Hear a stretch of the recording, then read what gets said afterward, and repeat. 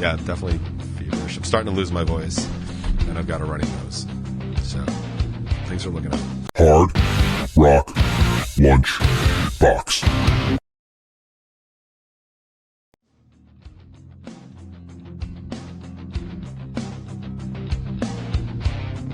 What is up, everybody? It is time for another Hard Rock Lunchbox.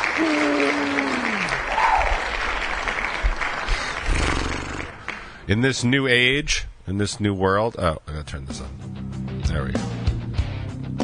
That little misstep, not turning on my music, that will all become clear in a few minutes. So in this new world, this new day and age of pandemics and other, I feel like it is my due diligence to tell you that I am quite sick. I have tested negative for COVID, but I have every other flu symptom. So let's give it up for me, all right. If I had to go anywhere to do this show, I definitely would not be doing it today, I assure you. But because you guys are you guys and I am me guys, the show must go on. But mainly it's because it's so easy for me to do. But so if I don't talk a lot today, it's probably unlikely. If I don't talk a lot today, it's not you. It's also not me. Oh man, how is everybody doing? Just checking in on the chat here. You definitely do not have to listen to this show carefully today. Today will be, I mean, I'll have a couple things to talk about like right now, but I think the rest of the show is going to be like commentary and music mainly. I didn't even pull new music. I am so tired. I woke up today thinking like I was so hopeful I was going to feel better today. I took like a lethal dose of NyQuil, cold and flu, and I thought that was going to do it. And I did sleep, but man, I feel awful. And it was funny, like I was just double checking like to see the differences between COVID and flu, because there's actually some subtle differences. And I don't know if this is one of those psychosomatic things, but I looked it up. But like runny nose is like a big one for flu, and I was like, that's so weird. I don't have that. But guess who has just walked into the building? Yeah, it's Mr. Runny Nose, Mr. R Nose. His friends call him Runny, and I call him Runny, which is kind of close. But yeah, so how's everybody doing? I really don't know anything. It's so funny. Like everything I know about this Johnny Depp trial, I learned here on the Hard Rock Lunchbox, and not even from me. So, thank you guys for being like pseudo court reporters. I don't know, but apparently, quote, she is getting smashed on the stand by Camille. I'm gonna assume she is Amber. I don't know who Camille is, but it sounds like it should be Johnny Depp's lawyer. Otherwise, there's probably a problem or a breach in security at least. But hey man, what do I know? Most of my legal expertise is resigned to stuff like old episodes of Night Court and of course the second half of Law and Order. Anything like I learned more law from Jack McCoy than like I think I ever could at like Turo College.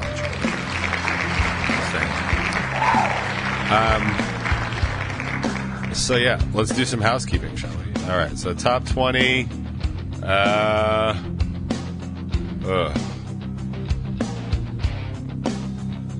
yeah. So there's a new top 20 out. I guess I got to run the advertising on that. I don't think I've done that. New to top 20. There's a new top 20 out today. And it's the one where I talk about why we all know exactly one Supreme Court case, or at least exactly one Supreme Court case, and we all know the same one. I also talk about why the Supreme Court isn't your friend and wasn't designed to be so. And I did talk about like what I consider to be Obama's biggest mistake and why protesting is pointless at this point on the Roe v. Wade issue, at least. That has not changed. No level of sickness will alter that. If you're out protesting what Samuel Alito has to say about Roe v. Wade, you are wasting your afternoon. I would much rather see you in a voting registration office or cutting PSAs or something for the cause that you believe in. Because that is pointless. Supreme Court justices do not care what you have to say. And honestly, I don't even know if they care what their parties have to say anymore, because it seems like the trend over the years is that once they're kind of in, they just like lose party. That was actually what was really good about the Supreme Court. I mean, yeah, they're narrow and conservative, not conservative like political party, just conservative in judgment and stuff, which makes sense if you follow the history of the Supreme Court. But they tend to not stick with the presidents that have put them in. The difference is, like, the Trump appointees seem real Trumpian, and I'm almost wondering at this point if Trump is actually the problem. Like, I don't think he is. Like, honestly, I think Trump was just representative of the symptom, if that makes sense. Like, I honestly don't know anymore if like Trump ruined everything or just like galvanized an ideology, and I'm starting to think that might actually be it. But again, I'm a little loopy and I'm on some cold and flu stuff, so if I'm making less sense than normal, there's really a reason, and that's kind of okay. But, like, what have we really come to expect on this show? Also, in other Strangerhood TV, Chris Waterbury has a new snare drum collection video out, so be sure to check that out. There's a full interview with Mike Zimmer. He's the So What Festival guy, and I believe the boys are heading out to So What Fest this weekend. So I wish them luck, and I hope to God they can get on their return flight, because that seems to be kind of a common thing these days that people can't do. I hope you guys have a really good time. They have 7 questions with Rachel Sterling. She's a comedian. And they also have 7 questions with Dylan from Dino Skate Park. I assume about his new record and the new Dino Skate Park, or the Dino Skate Park EP release show. The very one that Dylan insisted that he wanted us to play on with him. And then I never heard a single word about it. And also, it looks like the same shit's going down with Neon Skyline. I can still hear Joey's voice. Like, yeah, I definitely want you on this. Like, this will be awesome. And I didn't hear a goddamn thing, so... Just more of that shit that I was complaining about like a week or two ago about people being like, yeah, man, totally, we want to do this. And then when like push comes to shove, it's like, guess you don't want to do this. Like, don't bother wasting my time and jerking me off to like tell me these things. Like, don't. Stop doing this. Stop telling me how important me and my band are to you when clearly when push comes to shove and time for action, you just don't seem to give a shit. So stop wasting my time. All you're doing is proving like what a shit friend you actually are by just lying to my face and then not having the balls to actually come forward and say anything about it. Like, I don't like it, and I lose respect for people real fast, and that's super, like, that is the super slide way to do it. So if you really want me to lose respect for you, tell me how much you want me on a particular show, and then don't even bother to ask me about it, and then don't say shit about it, like, in case I just forgot. Because you know what? I don't forget that stuff. I've never forgotten that stuff. And it's not about grudges, it's about business, and it's about relationships. Like, if you're going to lie to me in business, well, then you can't be trusted in business. Like, kind of something like that. So, yeah, that's some housekeeping. Probably wouldn't have said anything if I wasn't feeling all loopy, but I did, so... yeah, Razorblade Diaries live, June 25th. Tickets are on sale now. We're going to talk about that during the rest of the show, because I have some questions I want to ask the people in sound of my talking voice and see what they think about things, because it's still kind of ongoing. We've set a price point, and we are flooding it with extras in order to make that price point worth it, and I hope people appreciate that. It's weird because we're not playing in a bar, so we're bringing stuff in, and instead of drink tickets and stuff like that, I don't want to do that. I'd much rather pay one price. I think anybody that's ever been to like Adventureland and Great Adventure can appreciate that kind of stuff, and we're basically fast passing everybody because that's what we're doing. So like nobody's getting the shit ticket. Like every ticket's a good one, but I will tell you, there's currently we're only selling 45, and it might actually end up being 40 because we might have to cover crew, and I don't know. I don't need to get into it now, but I will get into it during the show because I do want some thoughts and opinions from anybody that would be listening. But that would be cool. We can talk about that. But I'll need everybody's actual attention. And yes, tickets went on sale last night. I published the event last night, and I didn't announce it yet. Like, I'm announcing it right now, and then I'll actually start announcing it social media-wise later today or tomorrow. But I am letting people know now. But again, I do want to talk to you guys about that, so I will do that in a little while. Other stuff that's going on in the world, 89 North, us, Craving Strange, and Mickey Licks and Giovanna are going to be doing that. That's July 8th. And then July 9th, we're at the Queens Rock Fest in Forest Hills Park. It's going to be us and Oren and Reality Suite and a couple other bands. If you like Oren, I think we're playing immediately after them. So it's going to be fun. I haven't played with those guys in a while, and I adore those guys. As you guys know, they're like one of our BBFFs, which is band best friends forever, right? BBFF, Orin. So that's going to be a fun show, and I'm super looking forward to that. Anyway, and that will be a big free show outside and stuff like that, and we will very likely not be playing anything from the Razor Blade Diaries for that. But I will tell you, we are working on a cool cover, and I'm excited about the cover for that, so it's going to be a lot of fun. So yeah, right. And I think that's it for housekeeping, right? Yeah, housekeeping.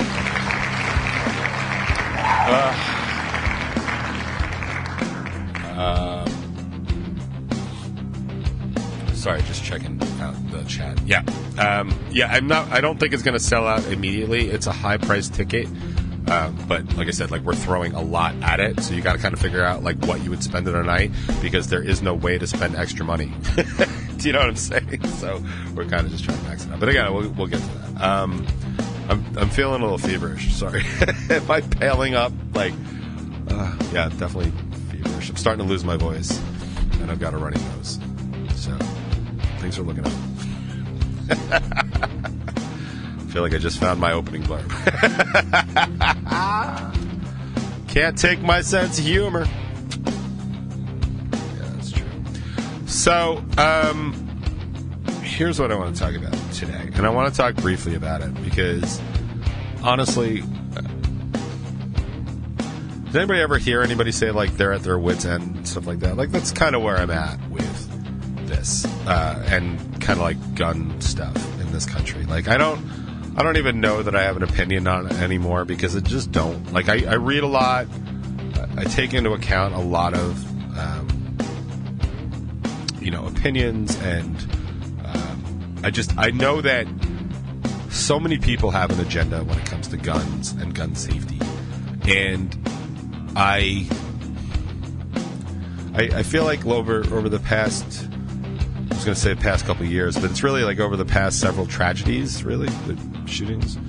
And I do, first of all, I love when people push back and say, like, no, 8 people getting killed isn't a mass shooting, it was just like an argument or whatever happened. Like, dude, it's like you're not listening. Like, nobody cares. Like, it's, like, I understand, right? Like, if people, what's that thing from The Wire? Like, if people are in the game, like, if you're in the game, like, that's the game. Like, yeah, I get that.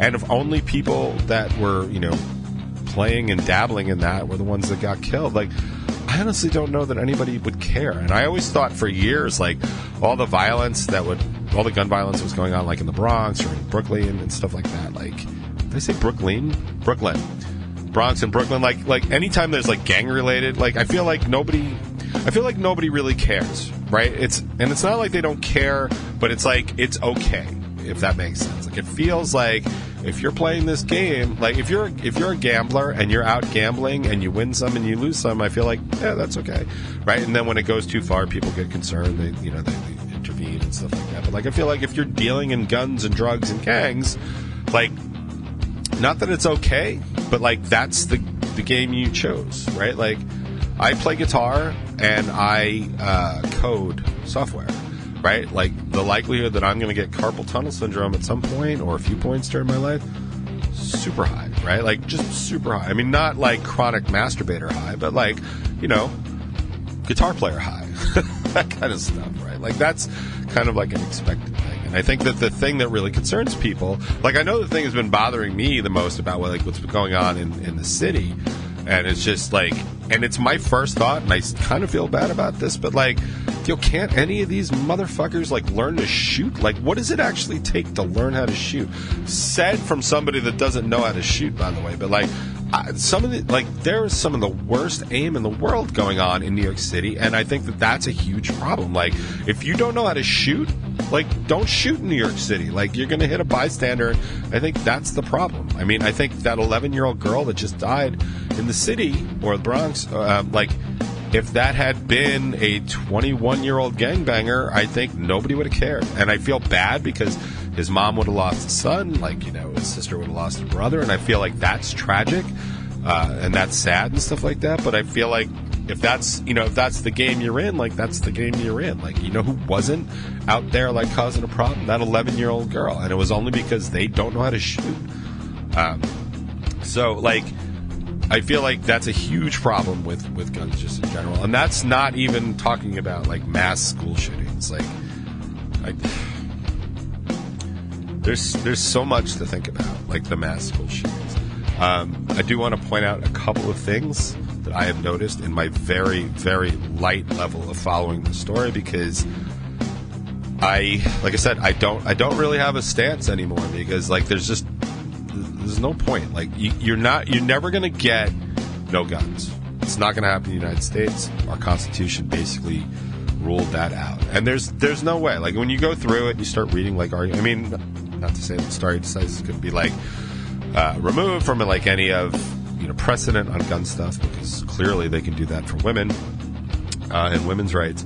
But the Second Amendment all but guarantees that you're, like, it's worded that way, and, you know, the Founding Fathers weren't perfect, and I don't necessarily know that they would have gotten a different amendment in if they knew that you could get, like, an AR-15 and kill 30 people. I think, to be perfectly honest with you, I think the Southerners in the Constitutional Convention that were writing that stuff up would have been like, we don't care. In fact, awesome. We all need it. I mean, they had just fought the British. They were about to fight the British again. They were fighting Native Americans all the time. And they didn't have, like, you know, they barely had a standing army. They didn't really have, you know, like, what do you, like, we've all seen Westerns, right? Like, there was a marshal, right? And he was usually corrupt or a sheriff or something like that. Like, you needed guns back then. There were raids, there were criminals and stuff like that. Like, if you told somebody in, like, 1873 Colorado that we're going to take your guns away, they would have been like, absolutely not. And I would have been the first one to back them up, because they would have been, like, attacked by, you know, people, outlaws, like I said, Native Americans, like, other people. Like, I mean, just, so I don't necessarily know, like, because people are like, well, you know, the Founding Fathers never knew this. I don't think it would have mattered. I don't think it would have mattered, because the rationale is the same, right? Like, but as much as it was written to have a standing militia, like, it didn't say only. It's the right to bear arms. Like, and that's, so I don't think we're ever going to get rid of guns in this country. And it's funny, because one of the things that people point to a lot is Switzerland. And Switzerland has, like, a really low gun rate, considering most of the country has guns. And people love to point at stuff like that, statistics like that, without pointing out, like, the rest of the statistics.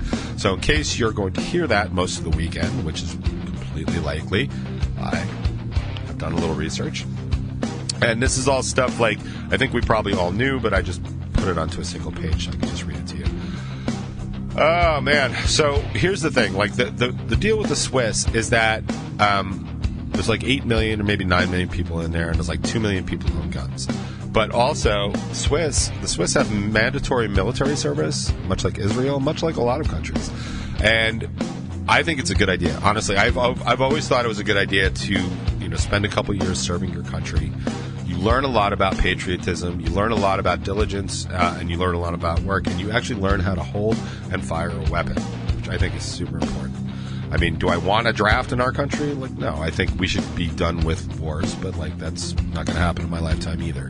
But because of that, of those 2 million people, a very significant percentage of those people are police, people in the active military, and people that are in retired military. Because in Switzerland, when you retire out of the military, you get the option to buy your gun. It's your gun. You know, we've all seen that there are many guns like it, but this one is mine. Like, you get to buy your gun, and that's one of the reasons, because all able-bodied men serve in Switzerland, and they all get the opportunity to buy their gun afterwards. Why wouldn't you? Like, why? Like, I would, in a heartbeat. In a heartbeat. As pacifist as I am, I would absolutely buy my gun that I just used for 2 years, right?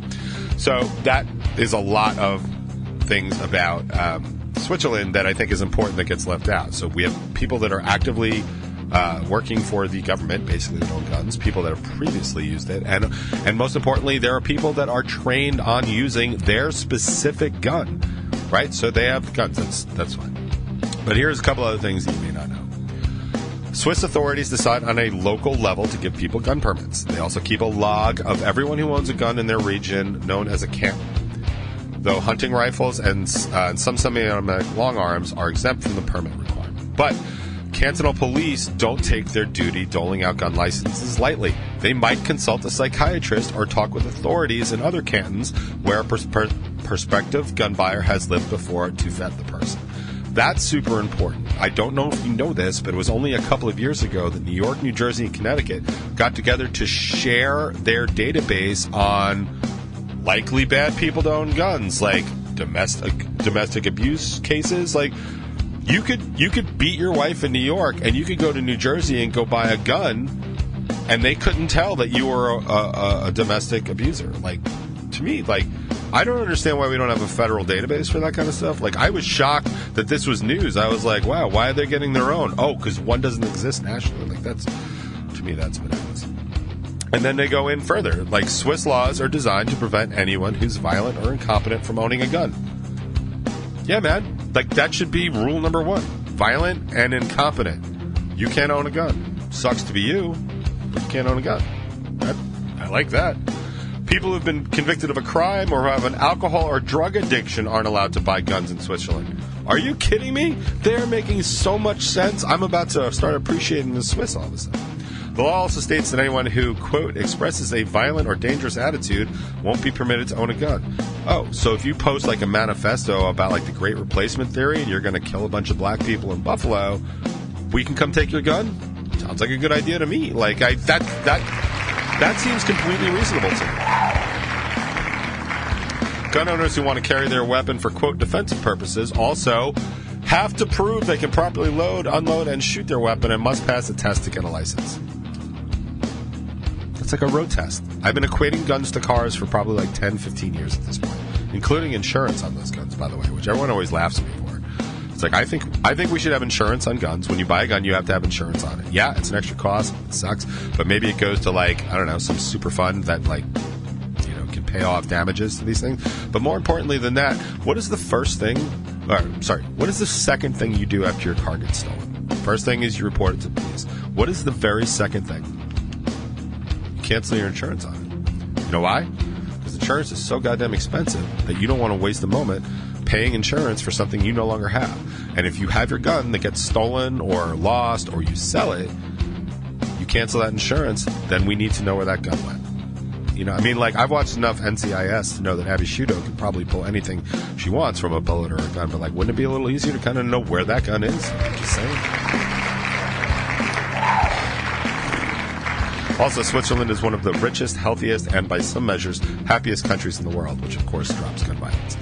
Switzerland, however, and this is not something you're going to hear in any argument from the NRA, I assure you. This was at the bottom of the article. I was actually surprised to find it.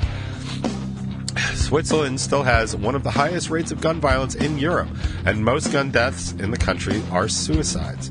Around the world, stronger gun laws have been linked to fewer gun deaths. That has even been the case in Switzerland too. We're never going to get rid of guns, but I have no problem having super strict gun laws. But I will say, like, as I was just perusing, and I really wasn't engaging, 'cause it's not something I can handle in my present physical condition, for starters. But, like, as I was kind of perusing just to see, like, what people were thinking about, like, the gun violence in Texas, like, they just killed 21 people. I mean, obviously everyone's blaming the dude who apparently had no history of mental illness, although he did buy a gun for his, like, 18th birthday and some body armor and stuff like that. But I will say that most everyone on the right is saying, like, well, if everybody had guns, then this wouldn't have happened. And I'm like, we're really doubling down on this? If everybody had guns, we'd be safer? Like, that's exactly what we're saying? Well, to that point, I would like to say that if everyone had guns and we'd truly be safer, President Trump is giving a speech for the NRA in Houston this week. And you know what the Secret Service just did? They banned everybody from having guns there. Guess it's going to be really unsafe for the orange giant, huh? See, when I complain about people on the right and their hypocrisy, this is exactly what I'm talking about. You can't tell me that everybody's going to be safer if everybody has guns, and then when your Fuhrer comes down to give a speech in Houston, nobody can have guns because that's not safe. That's direct hypocrisy. That is 100% hypocritical. Jesus Christ. Okay. I'm just going to go to sleep on my microphone. Show can go on without me. Show must go on. They never said anything about the host. I'm going to shut up. I'm going to get some tea with some honey, and then we're going to talk more, like, way later. Like, not right now, but like, way later. Who wants some Day to Remember? Me? I do.